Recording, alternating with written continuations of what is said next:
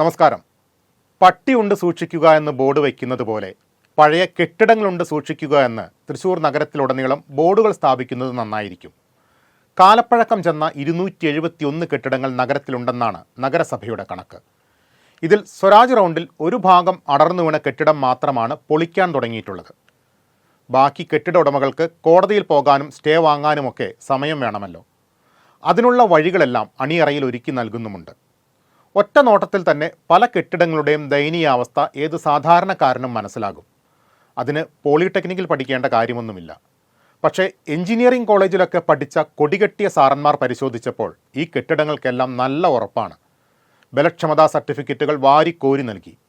കൂട്ടത്തിൽ തകർന്നു വീണതിനും കിട്ടിയിരുന്നു ഒരെണ്ണം. സർക്കാർ എഞ്ചിനീയറിംഗ് കോളേജിലെ സിവിൽ എഞ്ചിനീയറിംഗ് വിഭാഗമാണ് ഈ സാക്ഷ്യപത്രങ്ങളിൽ മുദ്ര പതിപ്പിച്ചിരിക്കുന്നത്. ഇനിയിപ്പോൾ ബലക്ഷമതാ സർട്ടിഫിക്കറ്റുകളുടെ ഒരു മേള തന്നെ സംഘടിപ്പിക്കാം. സംഭാവനകൾ കൂമ്പാരമാകട്ടെ, അങ്ങനെ നമുക്ക് പരിപാടികൾ ഗംഭീരമാക്കാം. കോർപ്പറേഷനാകട്ടെ പതിവ് മെല്ലെപ്പോക്കിലാണ്. അനധികൃതമായി സംഘടിപ്പിച്ചെടുത്ത സാക്ഷ്യപത്രങ്ങളുടെ ബലത്തിൽ കെട്ടിട ഉടമകൾ പലരും കോടതിയിൽ നിന്ന് അനുകൂല വിധി സമ്പാദിച്ചിട്ടുണ്ട്. കോർപ്പറേഷൻ കെട്ടിടം പൊളിച്ചാൽ ബലക്ഷമതാ സർട്ടിഫിക്കറ്റിൻ്റെ ബലത്തിൽ നഷ്ടപരിഹാരത്തിന് വഴി തേടാം.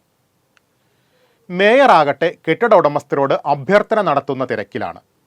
ജനങ്ങളുടെ സുരക്ഷയ്ക്കായി, നാടിൻ്റെ നന്മയ്ക്കായി നിങ്ങൾ സ്വമേധയാ കെട്ടിടങ്ങൾ പൊളിക്കൂ എന്നാണ് ആഹ്വാനം.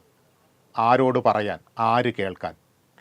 വല്ല പട്ടാള നിയമവും നിലനിൽക്കുന്ന മേയർ സർവ്വസൈന്യാധിപനായ ടെറിട്ടറി ആയിരുന്നെങ്കിൽ അദ്ദേഹം ഒറ്റയടിക്ക് ഒരു ദിവസം കൊണ്ട് ഈ പ്രശ്നം പരിഹരിച്ചേനെ.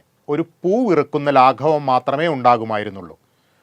ഇതിപ്പോൾ ജനാധിപത്യം പൂത്തുലയുന്ന മധുര മനോജ്ഞ തൃശ്ശൂരിൽ 2 വള്ളത്തിൽ കാലിട്ട് ബാലൻസ് ചെയ്ത് നിൽക്കുന്നതിൻ്റെ പെടാപ്പാട് ജനം മനസ്സിലാക്കണം. ബലക്ഷമതാ സർട്ടിഫിക്കറ്റ് നൽകിയ സാറന്മാർ ഇപ്പോൾ തലയറഞ്ഞ് ചിരിക്കുകയാണ്. ഈ പ്രശ്നം സജീവ ചർച്ചയാക്കാനുള്ള സൈക്കോളജിക്കൽ മൂവ് ആയിരുന്നത്രേ സർട്ടിഫിക്കറ്റുകളുടെ ആദായ വിൽപ്പന.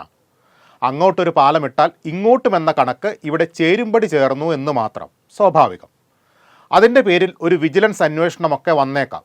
എന്നാലും സാരമില്ല, ജനത്തിനു വേണ്ടി ഇത്രയെങ്കിലും ത്യാഗം ചെയ്യാൻ കഴിഞ്ഞുവെന്ന് ആശ്വസിക്കാം.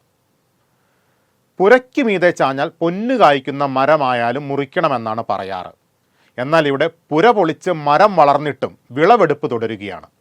അല്ലെങ്കിലും ആകാശത്തിലെ പക്ഷികളെ പോലെ വിതയ്ക്കാതെ, കൊയ്യാതെ, കളപ്പുരയിൽ കൂട്ടിവെക്കാതെ ഇക്കാലത്ത് ആർക്ക് ജീവിക്കാനാകും സാർ?